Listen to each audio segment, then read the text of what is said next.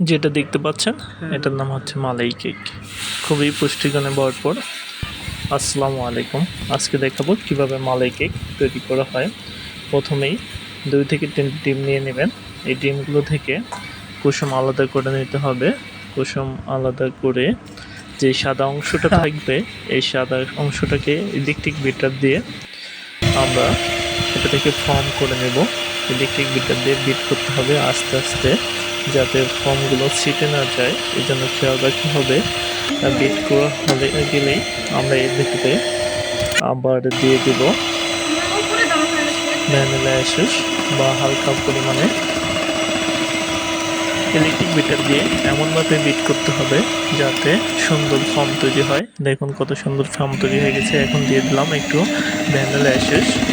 Vanilla essence দিয়ে দেবো যাতে এর থেকে কোনো রকমের গন্ধ না বের হয়। এরপরে দিয়ে দেবো ডিমের কুসুমগুলো দিয়ে খুব সুন্দরভাবে মিক্সড করে নেব এই ফর্মের সাথে।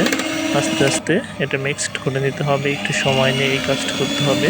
মিক্সড করা হয়ে গেলে শুকনো আটা নিয়ে নেব, আর আটাটাকে একটু সেঁকে নিব। এর ভিতরে দিয়ে দেব বেকিং সোডা। মিক্সড হয়ে গেল। এখন আমরা এটাকে সুন্দর করে মিক্সড করে নেব। মিক্সড করে যাতে কোনো রকম, আর খেয়াল রাখতে হবে ফর্ম যাতে নষ্ট না হয়। এরপরে কড়াইতে একটু তেল দিয়ে দেব। তেল দিয়ে এটার উপরে আমাদের যে মিক্সডগুলো আছে এগুলো রেখে দেব। রেখে দিলেই আমাদের চুলায় দিতে হবে। চুলায় দেওয়ার পরে এরকম একটা ফুটো থাকতে পারে, এটা বন্ধ করে দিতে হবে যাতে ভাপ বের হয়ে না যায়। 15 থেকে 20 মিনিট জ্বালানোর পরেই কেকটা তৈরি হয়ে যাবে। কেক নামানোর পরে আমাদের যে গরম করা ঘন দুধ আছে এটা দিয়ে দিতে হবে।